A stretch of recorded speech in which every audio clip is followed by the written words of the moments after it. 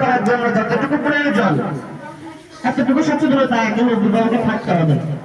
সাথে সাথে যে বাচ্চাটা পড়বে তারও পূর্ণ মনোনিবেশ আমাদের এই শিক্ষাকে পূর্ণতা নিয়ে আসবে তখনই, যখন তার লেখাপড়াটা তার পূর্ণ মনোনিবেশটা এই দিকে ঝুঁকে থাকবে।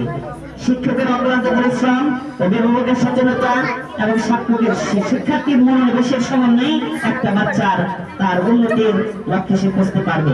সম্মানিত হাজির, আমাদের মাঝে উপস্থিত হয়েছেন আমাদের আজকে শিক্ষা পরিবারের উম্মুল-কুরা মাদ্রাসার সম্মানিত চেয়ারম্যান অধ্যাপক শহীদুর রহমান সাহেব।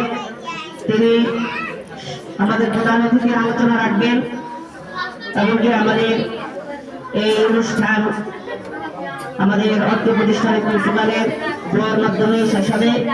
এর মধ্যবর্তী সময় আমরা একটু ধৈর্য সহকারে আমরা বসব, আলোচনা শুনব।